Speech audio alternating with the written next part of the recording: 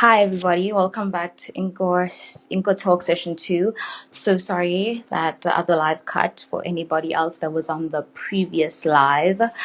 I'm hoping that you guys are going to rejoin this one and my guest will leave the other one and come over here. Hello everybody. Let me just do a little something. Shucks. Okay, our guest is here yet again. Sorry about ending the other live.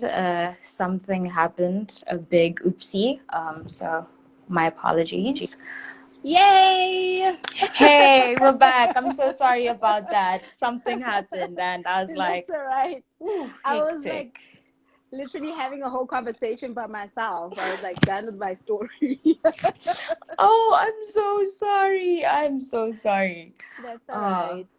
Okay, as long as it's all right. Yeah. So, what would my first question be for the extraordinary? Oh my gosh. How did you start your brand? Like, where did it start? Did you just wake up one day and you're like, I'm going into fashion and nobody's stopping me? Yeah, that is a very yeah, no. So basically when I started my business, I started it in 2017. However, this was not my first rodeo in going into entrepreneurship. Prior to that, around about 2014, I had a business, a catering business. And funny enough, when I was younger, when I was small, I always thought that I was going to be in business. And I was like, I'm going to have a restaurant. And that's all I wanted. So initially I started working, but then after working, I was like, okay, I think I'm ready to start a business. And I remember telling my mom, like, hey, I'm going to start this business. And I went into a catering business. Probably a month later into that business, I dreaded, I hated actually, the catering industry, having to run a business, the cooking and the running around. So then eventually I sold that business off successfully to a friend who actually wanted to go into the industry. And then, but still I had that fire in me, like, okay, I want to do something that's my own. So I took a little bit of a break. And then for some odd reason, one day I woke up and like, 2016, like into 2017, with an aha idea to say, I am going to start a business in fashion and I'm going to sell bikinis. So it's, funny enough is that my business has actually evolved. In my head, I was like so content thinking I'm going to design bikinis. I'm going to have like this great bikini line. I even named the business, it was Bunny Boutique at the time. And then I ran kind of like with the idea, but then started to realize like, wait, oh my God, there's so many like different types of bodies. It was actually time consuming to actually start the business. So eventually then I was like, okay, I'm going to start an Instagram online store. So then I was going to sell clothing. I knew I wanted to start something in business, but for some odd reason, it took a lot of tests, like doing a lot of test runs and running this business. So then eventually, the whole clothing thing, and I'd launched it on Instagram. I was like, going to design clothes, but then that was like so many, yeah, it was a lot of like complications. And for some odd reason, I liked buying shoes. And I remember one day sitting in my bedroom and I was clearing up my closet. And while I was clearing up my closet, I found that I had like almost over 150 pairs of shoes in my closet. And I Oh, love shoes. wow. I love collecting shoes. And I'm not that tall, so I'm very short. So I love high heel shoes more than like sneakers or flat shoes. So then eventually with that, um, that idea kind of popped, but it wasn't there as much. And I remember I'd wear my shoes and my friends would ask me, oh, where did you buy these shoes? And I'd redirect them to the store where I purchased them. And also I was pretty much very into like online shopping. So I'd buy the shoes from either from like China or from wherever I'd order them in, and I'd like just tell them. So then I was like, no, why am I actually telling my friends? Why don't I then start a business of ordering the shoe for my friend, then put a markup on it and then sell it to them? So then that's Oh, then wow. how Jado Dear Mo started, whereby it was at the time I had actually named it My Style Box. We're still known as My Style Box. So I would actually take people's orders and then place them, and then eventually resell them to to whoever had ordered the shoes. And then eventually, obviously, that was not enough. Then I was like, no, I want to design my own. I don't want to now sell someone else's style. I want something that's mine. And that's where then the brand started growing. And also at the time, I was still working a full-time job. So it's a little bit crazy when you have a full-time job and you're still trying to start up this business. And, along the way, I would say when I started the brand back in 2017, and it started evolving initially, that was also a time where I did a lot of mistakes. I was learning how to be a businesswoman. I think it was like a trial run for me to say, okay, do I really want to be a businesswoman? And I remember, I would get highs where I'd be so excited. And at the time when I started the business, my cousin Natasha had actually just joined the business, and we were trying to build it on social Instagram. And she was like, no, pretty much like the person would cheer at the back. And yeah, Oh, that's so nice. there's been highs and lows. And then eventually, then this year, well, not actually, we're in 2021. So in 2020, towards the end, and then I was like, now I'm going full time into it, and I rebranded it myself. And yeah. That is so amazing. Like what a story, People, when we see the brand that you have today, I'd never think that it's been such a process, and all of the other past Mm, businesses that you've had, it's been quite a long time in the making, if everything. I can put it like that. But what was like one of the lessons that you learned like earlier with your catering business, and how did the past businesses help, form you into the person that you are to run this business that you have like right now? Yeah. I think, with my first business, I would say I didn't really learn much because I was just basically freestyling it. I was freestyling it, and I think it was also trying to get a feel if I really wanted to be a business woman, and I think also I was driven by the passion or the thought I grew up with of saying I'm going to be in the food industry, I'm going to have a restaurant, I'm going to do this. So for me, it was not even more about making the money, but it was like the cooking and being out there on weekends serving my food. And then I realized like, wait, actually it's not as glamorous as I thought it would be.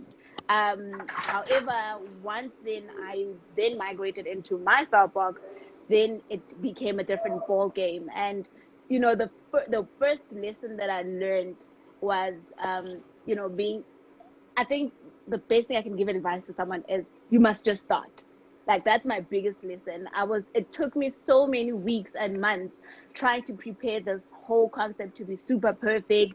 And also as well, I was too scared to actually even start because I would always self doubt myself, like, oh, what if people don't buy my shoes? What if they don't like the style? What if they think I'm too pricey? What do you think? Like there was just what ifs, what ifs, what ifs, what ifs. And I remember at some point I kept on delaying the process and delaying and delaying and delaying.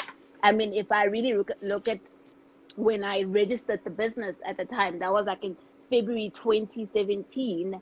And I think I started probably selling towards the end of 2017, August, I mean, like probably like October. And that was based on, I was so scared that what people would think. But the best lesson learned was like, just start, even if you're not ready, even if you don't have a plan or you don't even know like what your plan is. And I think I've learned that because unlike a normal like your average business person, they probably have a BCom a business, or they've gone and did a varsity degree, and they have that know-how and knowledge from school. Here comes me with a matric, and what I'm learning about gross margins and the cost of goods and reselling and markups, that is basically based on self knowledge, on me learning things through using the internet or reading the books or YouTube. So best best lesson, regardless of your background, where you come from or what your concept is, it's just start. Just start. Like don't wait for the perfect time to get it right. Just start. Yeah, yeah. As somebody that's like recently, I finished my matric, what, last year, and Yeah. this year everybody's like, okay, you have to go to university.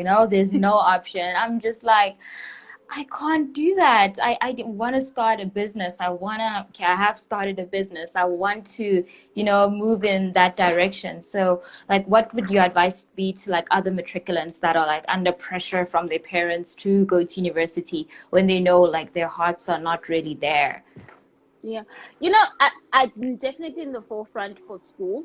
Definitely people need to go to school. I think also circumstances are different because I didn't go to varsity, not because I didn't want to, but because unfortunately with my childhood, I couldn't attend varsity because my parents couldn't afford me that opportunity. And which is there's nothing wrong. I'm not, I'm still blessed that I the greatest parents always cheered me on to do whatever. But I would say, it's always best to start off with getting a little bit of extra education from varsity because at least you can make better decisions versus a person like me, even though, I didn't go to varsity, everything is probably 2 times harder to do because now I don't have that varsity education. Now it's like everything I have to do, I have to either learn it or I'm learning through the mistakes versus you can actually bridge that gap of not not making such mistakes that someone like me would have had to go through.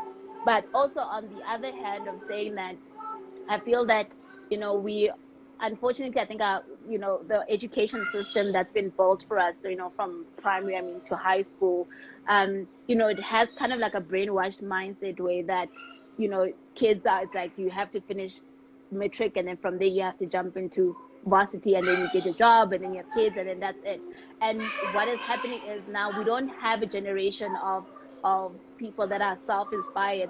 I wish the education system can be a little bit tweaked that we can teach business education in high school, like just the basic of how to start a business, how to register it, how to start it. And that would help the next generation in terms of the youth, in terms of if there isn't an opportunity for you to go to varsity, you don't feel helpless or you're not helpless that you'll not be able to start what you want to do. You can go into business, register business, even if you have to start, you keep like, on the street. You can just brand that. And, I always say business is not reinventing the wheel. It's just being innovative. I mean, everyone sells shoes. For instance, I tell people that, I could have chosen, there's 2 ways. I could have chosen to either have a shoe store. Basically, what I do is just import shoes from wherever and I just resell them, put a markup, and that's it.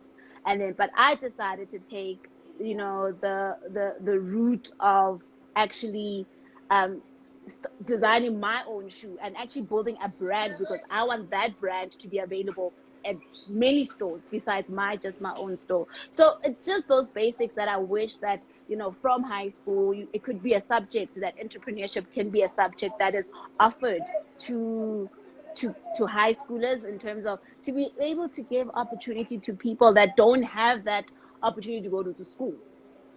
Yeah, no, I Yeah. totally get you. Would you ever consider like, starting your own like little business school and, just teaching people, teaching young entrepreneurs that can't afford to go to school or, that just want to do their own thing, teach them a little something, something now and then. Absolutely. Oh my God. That is actually one of my key like passions that I have. And funny enough, I have a lot of like my friends, people I've gone like to high school with or like just my peers. And sometimes I actually have a lot of ladies that reach out to me to like, oh, how did you start your business and stuff like that. And funny enough, that has actually inspired me, but it's a little secret, but I think it's gonna be out there soon. I'm gonna start a YouTube channel where I'm going to offer tips and hacks on how to actually start your own business. And I think it should be kind of like advice and, tips on, regardless whether it becomes an e-commerce business or a service driven business. I think it would be really, really, really nice to offer. I'm always, um, Sorry. Sorry, this lady just came into my room and I had to shut the door real quick. I was like, no. Oh my God, yeah. So definitely like with the channel, it's one thing that I want to start and hopefully sorry, just someone that likes to laugh is so funny. The joys of living at home with your entire family. No, it's okay. I understand.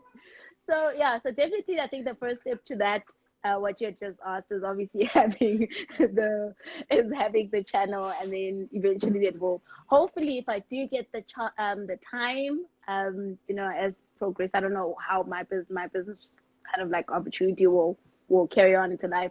I would definitely love to have like little master classes or something to give tips Oh, and hacks. Yeah, definitely in the that would be future. so cool. I think, Yeah. yeah, I think that should definitely be in the cards. And then I have a question from Masejo. She asked, how can you approach anyone for mentorship? So I think she means like, as a as a young person, like, how do you approach, your influencers or, other women that are in business, and ask them just for a few tips and tricks. Oh, okay. Oh, hi, Masako. Thanks for the question. So, you know, I think first off is before you approach someone, you as yourself need to have kind of like a direction or an alignment of where are you heading, or what goal are you trying to achieve. Because remember, when you approach someone, you need to be able to you need to be able to align yourself with their kind of direction where they're going, or you need to be able to sell like why, like what are you trying to achieve. So I mean, for instance, I mean, I do get some few ladies who want advice on like business advice. And the first thing I ask them, like, if you're gonna approach me, I don't have it all together. It's like, if only people knew that, I'm still trying to build a brand, and there's like a lot of things that happen behind the back part of the business before that. So the best thing I would say that you need to first, when ladies normally ask me for advice, and I'm like, okay, I don't want to be um I don't want to mentor or give advice to someone that just doesn't have, like, you need to have an idea. Like, for instance, I will ask you a question, like if you say to me, oh, could you please mentor me? I'm like, okay, great. What would you like me to mentor you with? No, I want to start a business. Okay, great. Have you written that business? On a piece of paper. What kind of business? Have you thought about how you're going to fund the business? Have you thought about, who do you want to sell to? So I think is you need to have an overall look at yourself, your brand, and try to get the story straight. Even if you've written it down, with handwritten it on a piece of paper, that's perfectly fine. And then you can approach anyone. I don't think anyone is unreachable. I remember when I started, but the page was not like my Instagram page for the business didn't have so many followers. I mean, I think we probably had about like 600 or 300, and majority of them were probably like friends and family and people I tried to transfer from my own page. And I remember I first then looked at someone I could align my brand to, and at the time, um, I really took a liking to Sitendaba. And I remember I sent her an email and explained what the brand was about and what our cause was about. It was about femininity, woman empowerment. And, because I could give her those explanation of why I was approaching, I wasn't just approaching her to say, hey, listen, I've got a shoe brand. Here's a pair of shoes. Just take a photo, tag, sure, bye. I actually, wrote a genuine story about what was the future vision of my story. And she bought into that because she actually aligned to that, you know she aligned to that dream that I was trying to build. And even now, my way of, even now, obviously, the brand hasn't been launched as yet, because there's still a lot of things that need to be, because we did a rebrand and a relaunch, and we are now about to do the launch of the brand. Different There's been different, I would say the brand has grown and its values now have changed slightly, but the story that I'm trying to tell and the people that I'm going to reach out to me, when I look at them or their Instagram pages or their lives, they align to that, and to my story that I'm trying to tell. And it makes it easier when I approach them. They can already, align to that. Yeah. Oh, I completely understand. That makes total sense. You did mention, the Sihle that you approached, like, for a little bit of mentorship. Are there any other people that you really look up to, in terms of, in the shoe industry, or, other mentors that you have? Because personally, like on my own life's journey, I have lots of mentors. My friends always make fun of me because I have like 1,010,000 mentors. I have one for this, one for that. And like, I don't know. I just feel like, when you don't, as you say, you didn't go to school for entrepreneurship, you didn't go to school for business. So it's important to have, business minded people, people that can teach you stuff because, your family might not be in business. So who Mm. have been your mentors? Oh my God, you know what? I am just like you. I have so many mentors, and you know, I think uh, I think mentors, it's a very very loose term that we use because it could be people that we aspire to be. We don't have to naturally like know those people. But one thing I've learned in life, the one thing I could definitely give a tip is that as a person, you need to align yourself with people that either have done better than you or you aspire to be, like to you look upon them, and you need to align to them in that way. And most of the people that are my mentors are basically people that are already in business. Majority of them, they're not necessarily in the footwear industry. And I have people that are basically, either in the oil industry or they are in like the textile industry. They don't have to always be specifically in what you're doing. But the nice thing is that when I say mentor, it's not someone who basically sits next to me and says, okay, you have to do A, B, C, D in your business and whatnot. It could be just someone that I bounce off ideas and I just want to get their kind of insight of what they think about the concept that I'm about to build. It could be just a friend. It could be like, for instance, my parents are also one of my biggest mentors, and they don't even have any business acumen, and they pretty much are your normal, parents that grew up, in a township and didn't get weren't offered the same opportunities that I have or you have. But then if I need to bounce off ideas, I'm like, oh, what do you think of this? I mean, they can be very truthful to like, no, we don't understand this, but yeah, no, I don't think this will sell to us. So your mentors, you need to align to people that either feed you spiritually, feed you business wise, in terms of like mentally. For instance, there's a gentleman that I've recently met through friendship, and we're about to go into business together, and we are totally completely different people. I am very bubbly out there, and I make hoo-has and a lot of noise, versus him, and my weakest points in terms of me, I'm not so good in terms of the financial side of my business, but it doesn't mean I don't know. I do have a grasp and understanding of how to run my business financially, but then it's not my strongest point because I'm too much of a creative. So with him, it's different because he is, I would aspire to him as my mentor because he knows quite a lot about business, about finance, about pricing strategies and so on. And again, it goes to, I've aligned myself with that particular person because at least they feel the weakness that I have, like, so I can concentrate on actually strengthening my own strengths, like in terms of working on my strengths. Yeah, yeah, yeah. No, I completely get you, and that's really inspirational. Yeah, I don't know. I'm very young, but I always tell my friends like I'm very choosy, very picky about who I hang around with, who I talk to, Mm, mm, because yeah, I have a vision for myself, and I think many young people do, and sometimes they say, "Show me your friends, and I'll show you your future," and I think that's exactly. one of the truest sayings ever. So I completely understand.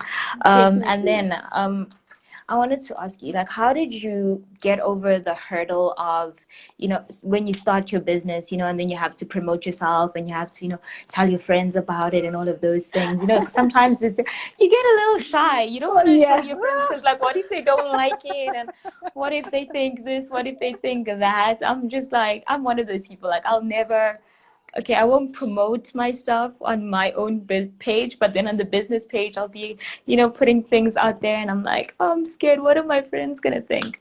So, how did you overcome that hurdle? Oh, that is the worst. That was it. Growing up, I was pretty much I would say a very shy person. Very introverted. I really didn't like to share things.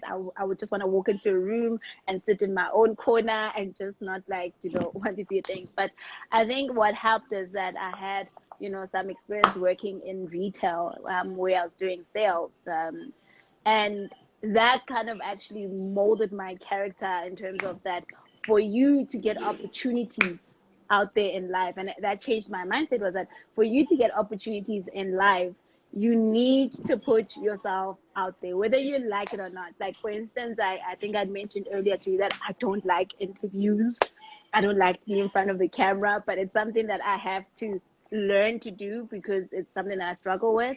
But also remember, if you base your dream around what will people think, then probably you're in the wrong business. Because remember, when you want to sell something, whether you're offering a service or you're offering a product in business, you can't please everyone. You can't have the whole world liking your product. You're gonna have people that don't like your product. You're gonna have people that like your product. And when you share an idea with someone, always take it as not something that is personally directed at you. So, for instance, if you say you wanted to sell, I don't know, acha. I'm just gonna make an example. You want to sell acha, and now you just don't want people to know that you've made this acha because, oh, you know what will they think? You know what I'm saying? But the thing is, it's great. You must always put yourself out there and your product out there personally, because that's how, first of all, word of mouth goes.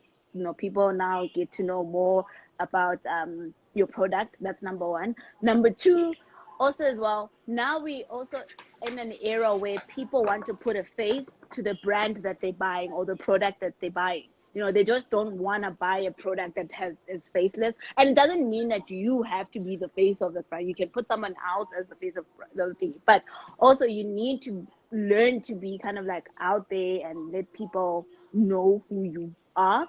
And for me, the most important thing as well is that when you put your, even if people don't like your product, and some people like your product, you must always take it as a critique, because the ones that don't like your product are the most special people that you need to pay attention to, more than the ones that like your product.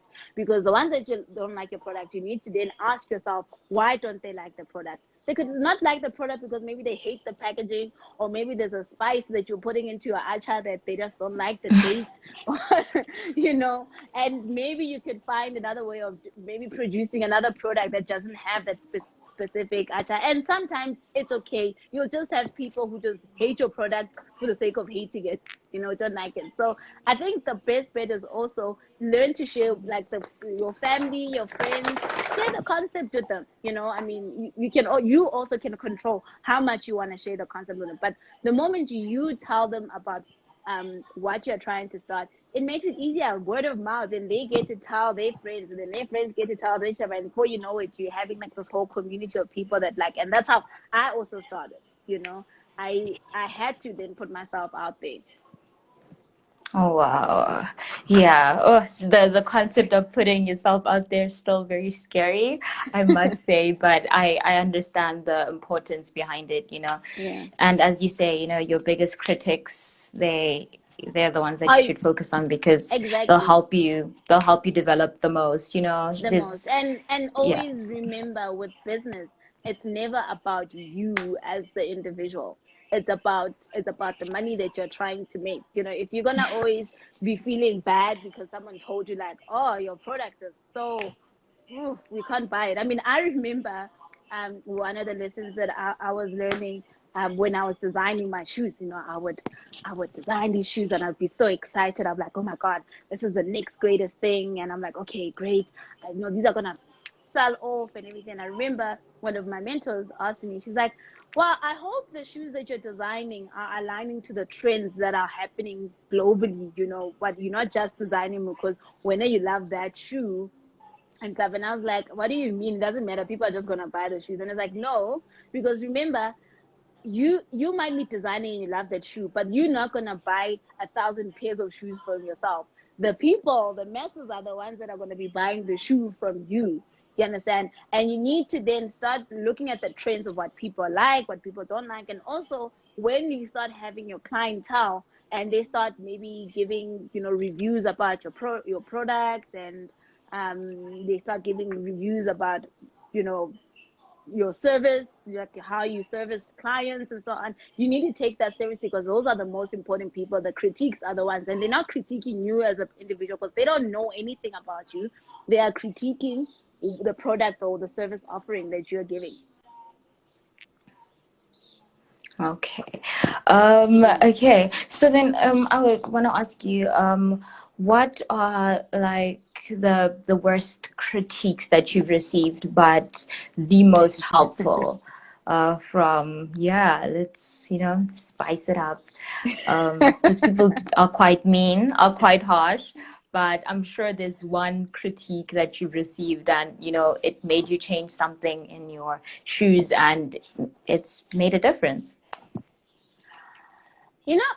I would say I've been quite fortunate that I haven't yet received something that has torn me down, and I'm like so like bummed out, like, oh my God, this is the worst thing ever.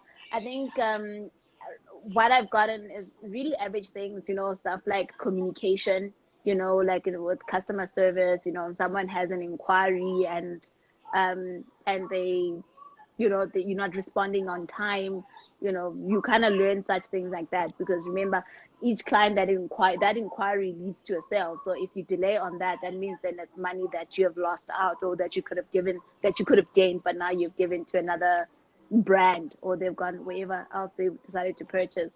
And that's pretty much that. And even with products, most people love our products. The only things that we've probably gotten back is when someone orders the product and they're like, "Oh no, this high heel is too high for me. Can I please return it?" But I haven't yet to receive any like things that have made me feel bad. No. Okay. Well, another question, okay, a question from Tash is, what has been your biggest milestone from 2014 to 2021 in the entrepreneurial journey? Yeah. Hi, Tash. By the way, Tash is my nephew. Tash is my cousin. Hey, um, Tash. Phew. You know, my biggest milestone, I think, is been consistently motivating myself. I think when you run a business, you go through ups and downs of it's good, it's bad, especially when you start learning the lessons, where when the brick hits in your face, like, oh no, I'm an entrepreneur and these are the problems. Because remember, initially when you start a business, you think of the flowery stuff. You think of like, oh, I'm gonna make my business, it's gonna be a bright light, it's like sparks, it's shining, it's in the stars. You're already thinking, oh my God, I'm gonna be making millions and I'm gonna be super like famous. This is my brand. And then the hard truth of running a business really hits you. And for me, that milestone for me has been consistently motivating myself to continue. Sometimes it gets really hard, but it's like, no, it's not the time to give up. Go ahead. If problems come up, it's like, okay, breathe, sit down. How do you go around that situation, or that you're going through? Okay. Yeah, motivation. What is your go-to motivation song? Oh my gosh.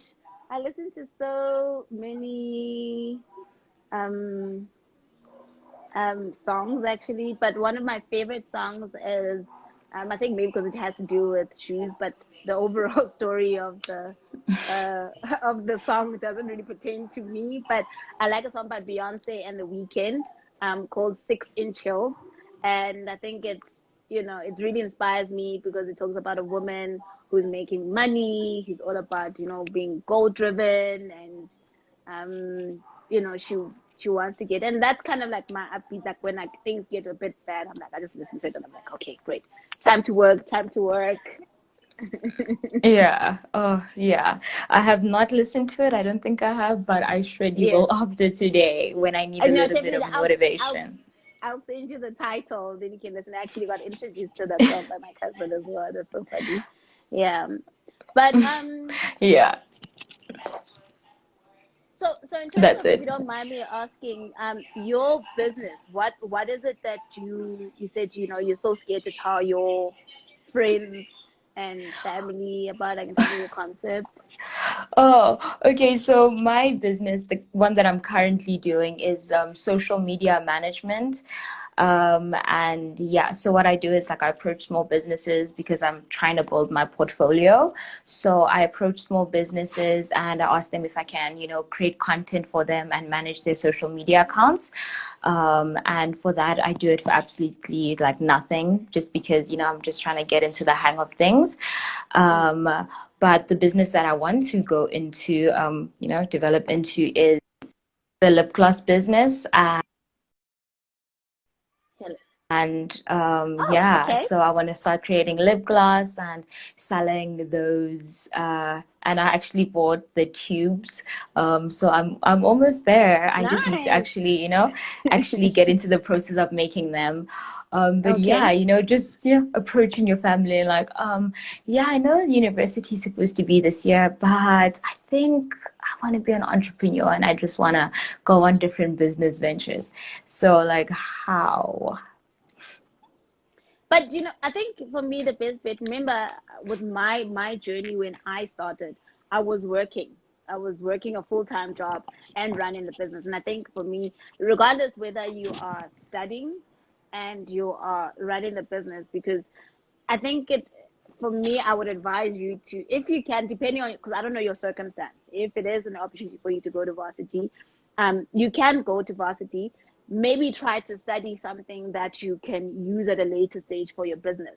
It's a different ball game whereby you're saying you want to go into the business world. However, you're probably studying medicine, right? And obviously, there's a little bit of a no correlation. But maybe if you're going to study a BCom and you want to study a business, you can basically do those things at the same time up until to a point where I feel like as a human, you have to put pressure yourself. And that's how it happened with me. It was like, you wake up in the morning, you go to work.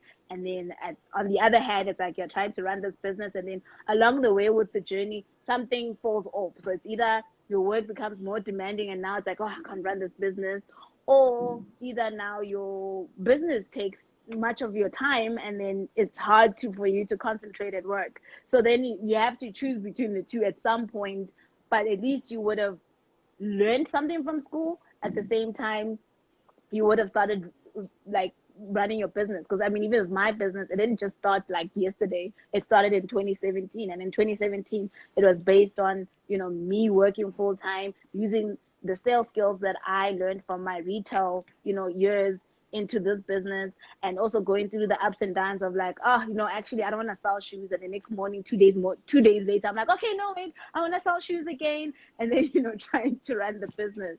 So I wouldn't, if the opportunity is there for you to go to school, or even if it's either you go part time, school, try to find a schedule that works good for you with your job and your business. Because especially when the business is a startup, a lot of people don't understand that, especially when it's a brand that's unknown and you're trying to build it, you can get frustrated when you don't see immediate results like happen right there.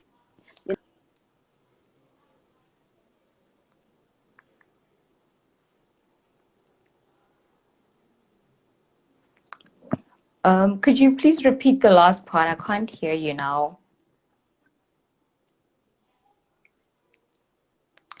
I can't hear you.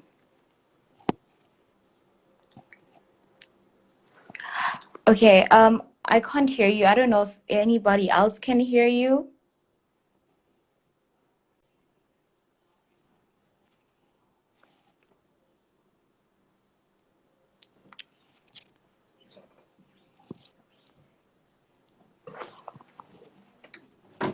Joyce?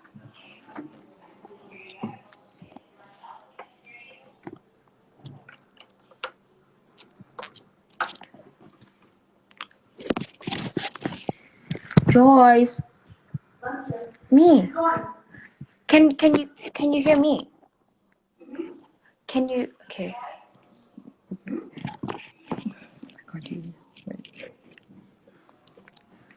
Okay. Let me just quickly remove our guest and try and re-add her because I don't know. I could not hear her. Yes, I can. Okay. I can't hear her. Okay. She's back. Hi, Hello.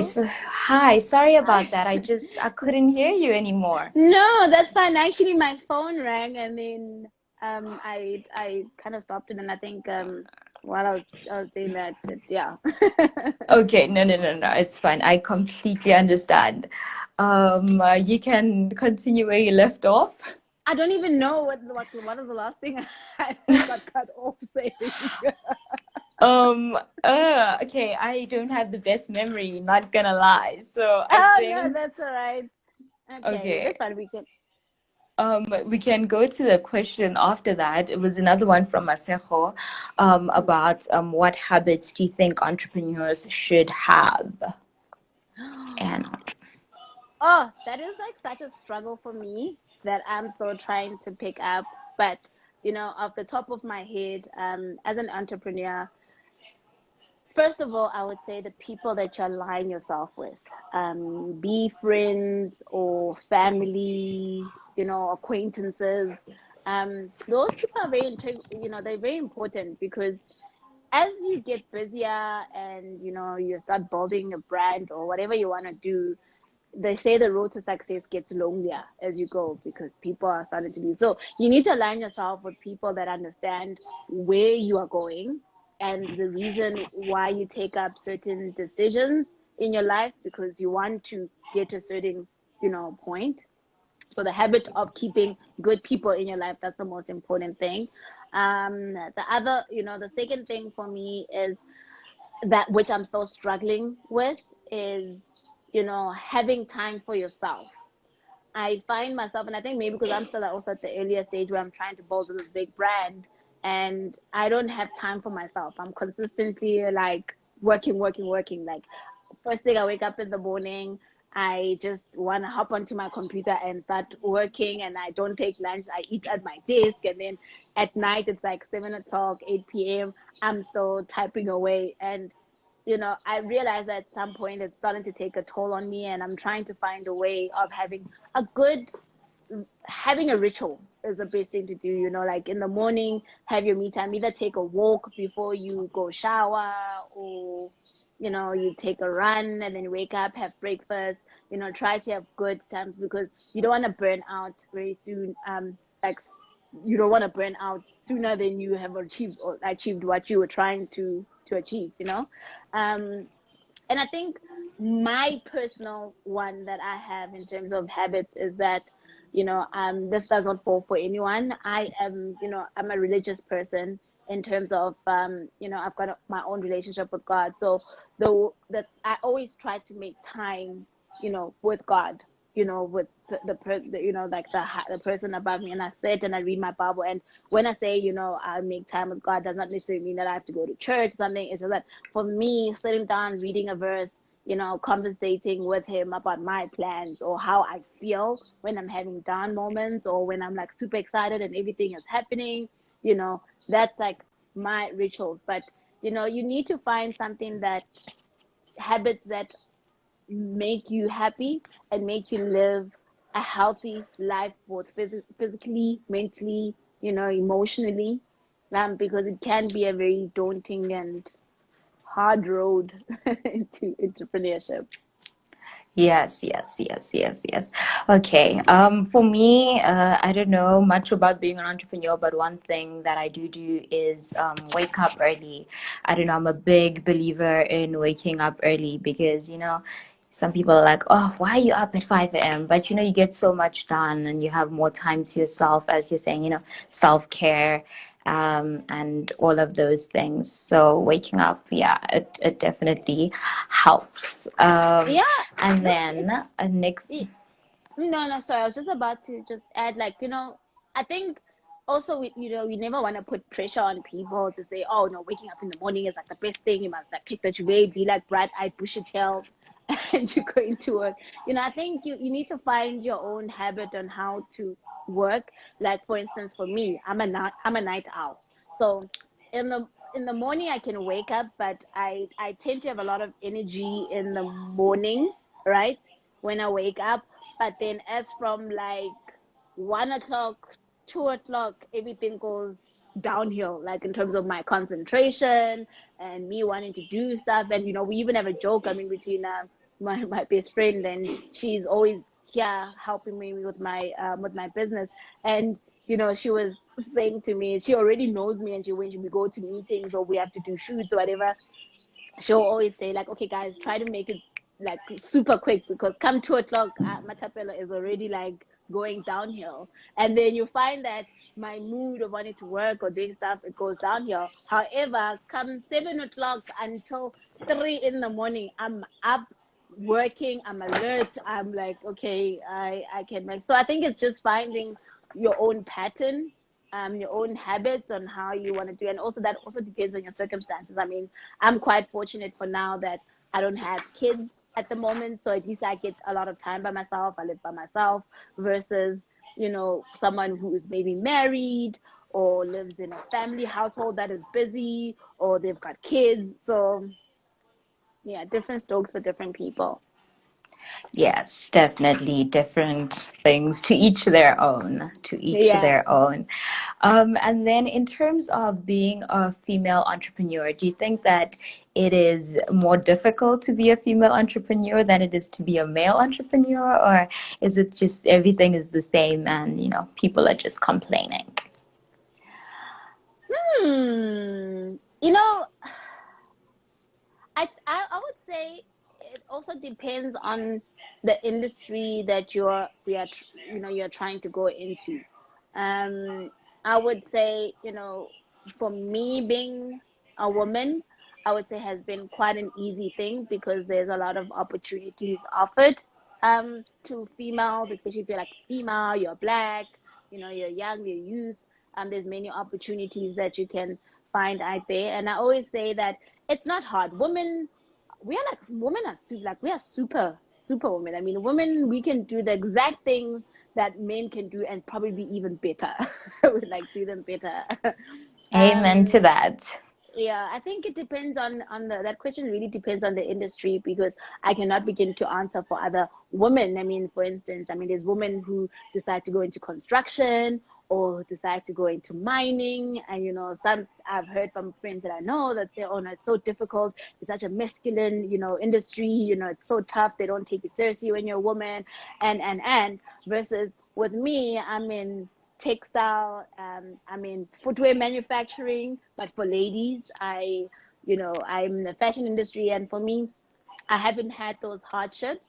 I would say my hardships is really trying to validate to my consumer that my product is as good to buy, like it's as good as any other international product, because a lot of consumers don't really like to buy something they don't know or they've never experienced, or especially now living in an era where and people buy because an influencer is is showing off that product. So they'll buy it because the person that they aspire to be with, is wearing that product, and they'll buy it. Versus me as a small brand, I'm like, no, I want to sell the product to you as it is, as me. It's my type of I've done it. And the hardest thing is trying to convince your first client to purchase that product, because once they've purchased it and they like their product, most likely they'll come back and buy it. Then it's a done deal, you know. Yeah. What would you say sets your product apart? Because as you're saying, most brands would just go through influencer marketing because it's the easiest and, but you're saying that, you like to engage with your customers personally and, you want them to know you and not know you through somebody else. Yeah. Um, you know, I would say, look, what sets my product apart, obviously, it's the style. And of my products. With whatever I design represents me. And obviously, for someone to buy something that I've designed, it's something that they like too. But you know, now with the new, I would say, um, consumer, what I've learned is that a consumer really doesn't buy the product, but they buy the story behind the product. We are getting more brand conscious consumers who want to have, their shopping habits need to make a difference in the brand that they're buying into. And a lot of people have asked me, like, okay, Matapelo, you haven't relaunched your brand, like in terms of, we haven't seen, but when we follow your your page or your business page, you are just showing us like the behind the scenes of what happens when building this brand and stuff like that. And I'm like, that is for me part of my brand story, for me telling my consumer to say, when you see this shoe, this is what I go through. I'm a small business in South Africa, I run a small business. And for me to make the shoe, I need to design it, and then it goes to manufacture. Then there's also packaging that I put my effort and time into designing this packaging for this shoe because I want to give you this experience. So for me, what sets me aside from the rest of my counterparts is the story that I'm trying to sell. And even though right now the story isn't complete, it eventually is going to get complete to a point where people understand, oh, that's why she was doing this. That's why she was giving us snippets of building this brand. That's why she was doing that. And it builds, for me, my story is telling that I don't have a varsity degree. I'm someone that has basically gained my knowledge through, work experiences or through watching YouTube TVs or Googling, or I mean YouTube channels, or through Googling information. And somehow along the way, my business acumen was gained that way. And you can do it. It doesn't mean that you don't have a varsity degree, or are not the same as your friend or your peer, that you're not going to make it. Anyone can start a business. It's easy to start a business. Running it is another story, but starting it, and as long as you have a great idea and a concept, you can do anything. You can sell saliva to someone. You can sell them back their own saliva. You just need to have a brand story of why you want to sell them that saliva. Very, very, very true. Going back to the process, as you're saying, like, what makes your brand unique is like the process, and you take people behind the scenes. So what does the behind the scenes look like for somebody that doesn't know, or for somebody that wants to go into the shoe industry? What do they need to know? Like, do they have to go through a manufacturer? Like, what is the process? I would say, going into the footwear industry, you need to first choose your side. It's either you're gonna have a shop and you are distributing different kind of brands, whether they are well-known brands or indie brands. You just have a shop, and basically you are just a distribution model whereby you just buy the shoe, you put your markup, meaning that the profit that you'll make, and then you just hand it over to the client. That's the easiest way of doing it, because you just put a signage. Or you can go my way, which is basically you are designing your own shoe, putting your own brand name on it. Then once that is done, you send it off to get like a prototype done. From that prototype, it comes back, and then you try to fix the shoe, because obviously with the product, a lot of people don't understand, like, you design the shoe, and remember when you're designing, like, let me maybe put it this way, how my kind of business runs. So, for instance, just like in the fashion industry, you get 4 seasons, right? Which is winter, summer, spring. So, if you're going to be designing for winter, that means in January, you now should have already started your process for your winter collection. So, I, Matapela, would have designed the shoes that I want. I would have gotten my inspiration, whether I want to add feathers and all of that. I would have done that collection. From there, then what happens is I have to send it to the manufacturing plant. The manufacturing plant, they do prototypes, or what we call them mock-ups, whereby they then create that image that you have drawn, or you have, whatever image that you've had, the sketch. Then they put it to life, they send it back to you. You try it on, because you still have to do the quality control. It's not perfect. You might find that the heel is not straight, or it does not fit the toes, or it's uncomfortable, or the arch is not good. Then you go Wow. through that process of trying to fix the shoe. So then once that is done, okay, you get the final product maybe after the third or fourth attempt. Now the product is done. it looks perfect, you are happy with it, and obviously along that way you've probably given it to your friends to try it on, because obviously something that you have built, you'll have like sentiment like, oh no, it's perfect, only to find out that when I give it to the lady says, oh no, my foot is too small, this thing is just too wide for my foot, I can't, it's uncomfortable. So then you try to kind of factor those in, and then you eventually get the final product. Once the final product is done, they'll need to go into mass production. So now you're going into mass production of producing that goods. And alongside, remember, a lot of people don't understand when I keep telling people that I'm building a brand and not a store. So now that the production has been done, there's still packaging that you have to worry about that needs to be produced for your own product. But also you still need to build a brand. So basically you need to be telling your brand story. You're gonna need a copywriter. There's a lot of moving pieces behind it. There's graphic designers that in there. You have subcontractors. You have web developers.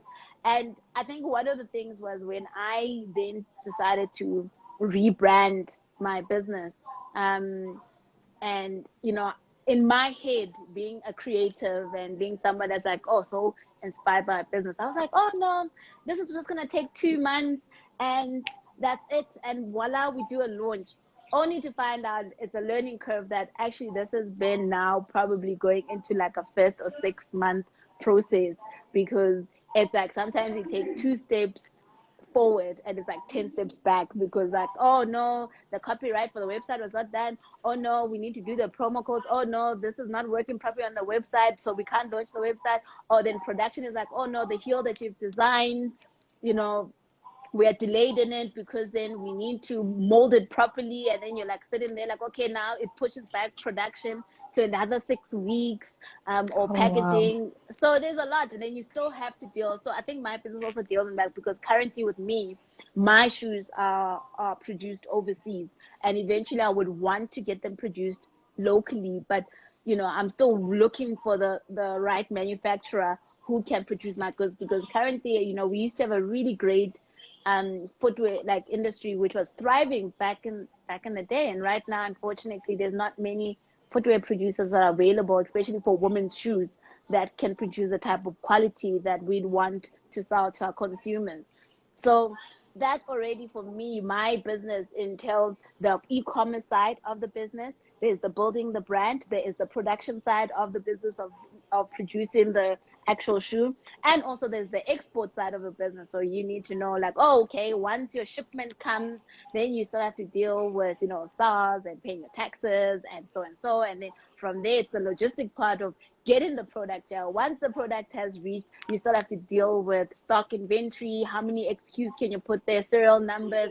And then also with me, being that the brand is an e-commerce, because we sell through Takealot and Zando, as well as obviously now with our website coming up soon, you still now have to monitor how stock gets evenly distributed to those platforms or your sales partners in order to expand. And over and above that, while you have that mechanism kind of like going, you still have to worry about how are you going to expand, because remember, your business also, as a business person, you want to expand. You don't want to stick in one place. How do you expand? How do you become a more innovative person, in terms of your business? For instance, with you and wanting to do lip glosses, it's like, okay, when you start off, you're like, no, I'm just great with just selling it myself. I can sell it at varsities, I can do it all e-commerce, or I can do it either like, on marketplace, on Facebook.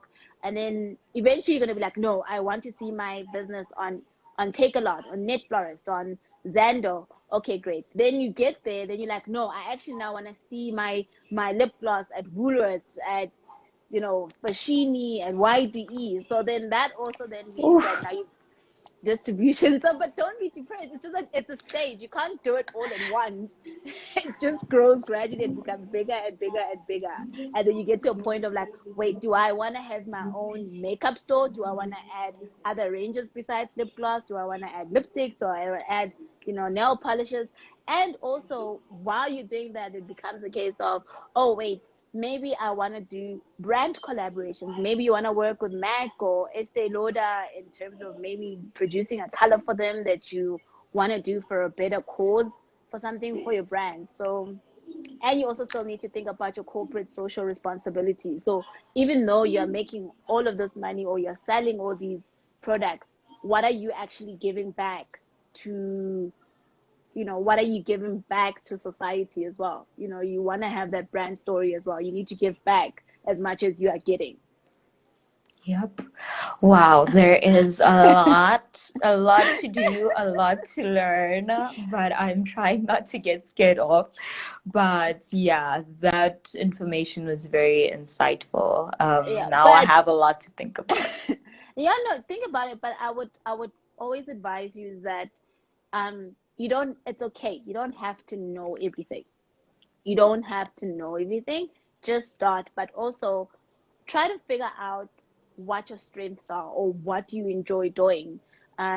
With that being said, you know, once you kind of find your strength and you leverage on your strength and what you enjoy doing, whatever you don't know how to do or you don't want to do or you, I don't know, can't do, someone else can do that thing for you much better, and you then need to align yourself with those people. Like, for instance, I don't know how to build a website, but I'm not going to sit here on Shopify trying to build myself a website. Then I'm going to align myself with either having a friend who knows how to build a website, or either paying for someone to build my website. But remember, when you're a startup, also your budget is very limited. You don't have probably 10,000 rand to go build a new website. So what do? Go to a varsity, you get that those web developers, kids are doing their first year, second year, in varsity, and you're like, hey, let's collaborate. Can you build my website? Once you build it, I'll put your name out there on my social media and stuff, and people can then, so it's all about collaborations. What you can't do or what you're not willing to do or you don't understand, get someone else who knows how to do the thing much better than you.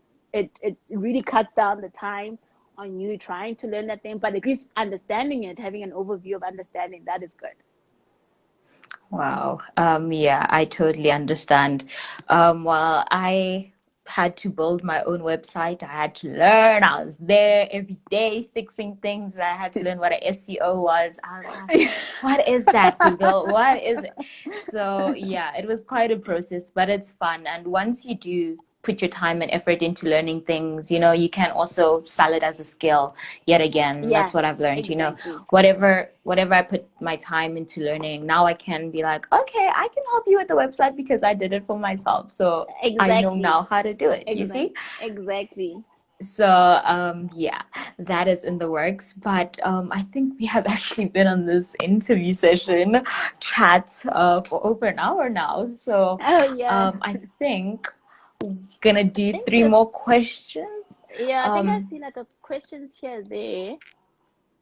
Yeah, there is one. Let me just, okay, there was one said, okay, somebody asked how old you are. I don't know if you want to answer that one or if you want to give them, I, I don't know, you want to give them a ballpark or Ah. are we not doing that? I am very young. That's what I can say to them. I'm like, who's asking? Like, why you want to know how old? It doesn't matter. It doesn't matter. I am, yeah, I am young. Don't worry, I'm not old. I'm not a Google. I'm not yeah. I mean, I would say I'm somewhere between 28 and 33, somewhere, somewhere around there. 28 and 33. I think that's good enough. Yeah, The rest is, yeah. And then yeah. somebody asked okay, were there any barriers that you have encountered since your brand is produced abroad? Um, okay, I wouldn't say there's barriers, but there's more of like lessons um that you learned. And I think from one example was, I remember when I started the brand was beginning, and I had saved up like a lot of money to buy my first set of like a massive production of stock. And I think I think I had spent about 30,000-40,000 rand, and I purchased like a massive consignment of stock. But at the time I didn't know that in order to import a huge sum of products into South Africa, you need to have an import and export license. So I went ahead, designed my shoes, and ordered. And then the consignment came. And then when SARS called me, or the export import division called me, they're like, okay, hi, Miss Petit, can you please come through? Can we want to release your consignment and you need to pay this much? Can we please have your export and import license? I'm like, I don't have that. What is that? And then I got fined so much money. Probably I've got fined probably like twice or three times the value of my consignment. And at that time, I didn't have enough money to even pay. So, for instance, if the consignment was like 20,000, I was fined like 60,000 that I needed to pay in order to release that 20,000 rand consignment. So, at the time, obviously, I just saved up now those 20,000 over a year, and then now it's like I used it all of it, and I didn't know that I have to pay this, and I lost that consignment because I didn't have enough money to actually release it. So then that was a very expensive lesson, but I learned like, oh, okay, I need to get an import and export, license. But there hasn't been any, I would say, barriers as long as you're selling something that's legally, and you're following the right protocol and you're doing research, particularly on like what you will need, then there shouldn't be any barriers that you will experience. I think it goes back, I think maybe also that question goes back to people that are trying to, I would say, like, if I think that question goes back to someone who's trying to start their own brand by importing consignment. It's very easy. Hey, it's very easy. Even in America, it's like the biggest booming business to be an import and export of brands. As long as you've got the license, you are paying the VAT and tax clearance fees that are needed, and you are not infringing on any laws such as importing fake goods or counterfeit goods, illegal goods. You can pretty much do everything. But I think we are also heading into a time when we want to really produce things in South Africa, because we want to create job in, like, we want to build on our economy. We want to create jobs. But if you're starting out small and either your product is not being produced, you can't produce it locally, or you can't, I don't know, or you haven't found the right manufacturer locally, there's still nothing wrong with importing your product as long as it's good. But also remember, as much as it's good importing your product, it takes a lot of research. Because when I was starting out my business and I wanted to start looking at the different manufacturers that I wanted to work with, it took a little bit of time to import. I'd have to import samples, and sometimes the manufacturer shows you on picture to say, oh no, this lipstick is pink, you can import it. When you get the actual lipstick, it's not the same color that you have seen on the picture. So you also have to open your mind to doing that you're going to have to divorce and marry a lot of manufacturers, and then eventually until you find the right one that will produce the right quality or the type of product that you want, and then eventually you go into that. But once you follow the steps properly and you learn also about shipping, getting the shipping company that's going to bring your products in and getting them cleared, and then once you've received them, then it's fine. You should be good to Wow. go. Yeah. Wow, so much, so much, so much to learn. Well, I think everybody Don't be appreciates all of overwhelmed. this. No, it's No, all not good. at all, not at all. It's all about learning. Yeah. As long as I'm Yeah. learning, never overwhelmed. I think we're about to like wrap it up. Yes. I know so many more questions to ask, but maybe we'll do a part two, or we definitely Oh, have yeah. to do a part two. Absolutely. But yeah, Uh, definitely it was a lovely chat that we had. Yeah, so what would your last words be? Words of encouragement towards anybody that's trying to open a business, or somebody that's an entrepreneur, female entrepreneur. What would you tell them? Two things. First one is, whatever business you're going into, start small. Like, start small, because a lot of entrepreneurs, when we think about business, we think about the bigger version of the business. Whether you want to sell shoes, or you want to sell makeup, or you want to give a service. Start small. Like, start small, even if it means that your business is you started off with cost of stock being like 100 rand. Start small, and then gradually grow it. Don't try to start big, because you're going to be overwhelmed, and also business takes a lot of cash flow to go into that. So start small and slowly work it out. And also try to do everything yourself when you're starting small. Like, try to wear all the hats of your business yourself. Like, register the business yourself. If you have to save money, instead of hiring someone to pay like 3,000 rand, you know do maybe register, learn how to go into CIPC and register the business yourself. Or, for instance, I know Nedbank offers like those services where you pay like 200 bucks, and then they register a business for you, and also give you a business bank account. Do a lot of, do a lot of research in terms of what are ways that you can cut down costs on your business.